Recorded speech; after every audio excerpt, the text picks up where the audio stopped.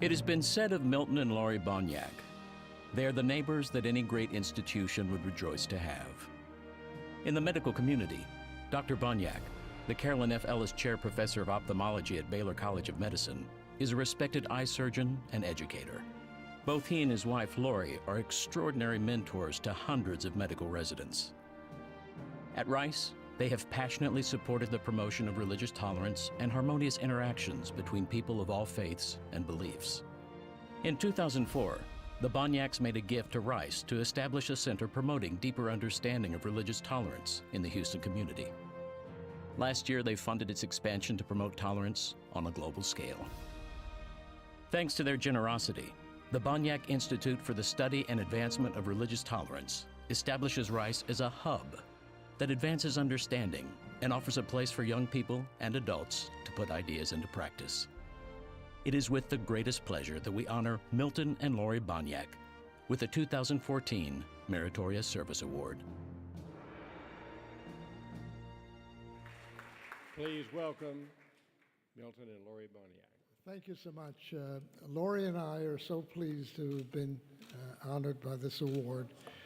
As has been pointed out, the Boniuk Center at Rice came into being in 2004 with the help of then-President Malcolm Gillis and Chairman of the Board of Trustees, Bill Burnett.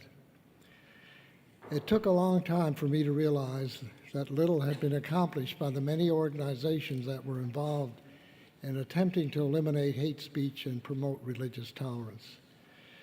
The First Amendment, freedom of speech, especially at faith-based organizations and tax-exempt institutions, allowed many individuals to promote their hateful agenda. The widespread use of the internet in recent years has impeded progress in promoting tolerance. It was only about 5 years ago that I learned that there were 73 Muslim sects, and most Muslims did not know this and had no idea how their sects differed from others with whom they often fought.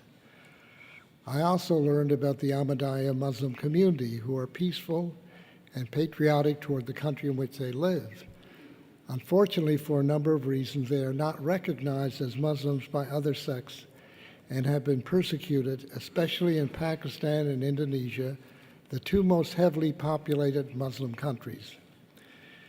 The problems they faced made me realize that it was important to solve intra-faith conflicts in addition to interfaith conflicts.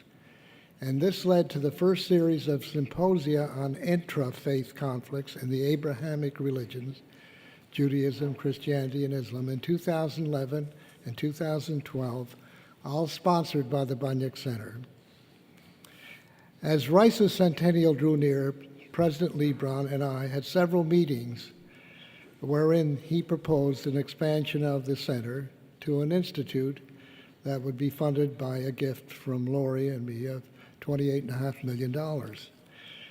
Having had a lot of experience in dealing with religious tolerance by this time, and since I developed some new ideas that I felt might be successful, these were incorporated into a contract that David and I signed.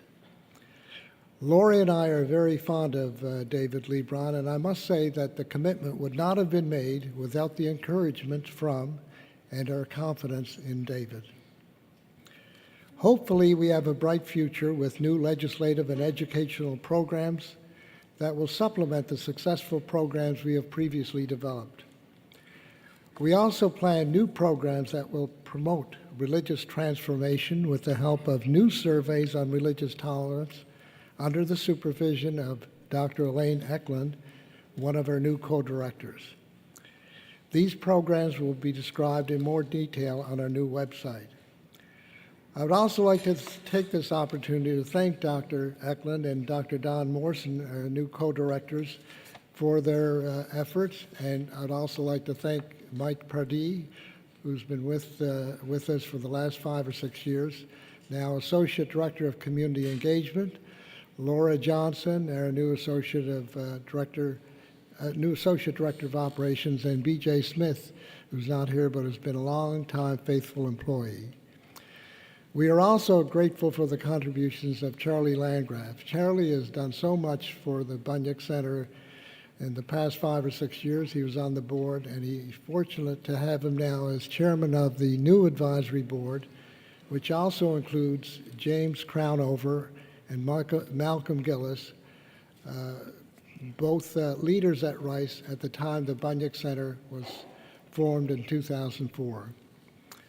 Finally, Lori and I would like to acknowledge the presence of our daughter, Debbie, and her son, Justin Sable, a 2013 graduate of Rice University, and our son, David, and his son, Ethan, I can't see them, but a current student at St. John's School, whom we hope in the near future will become part of the Rice community.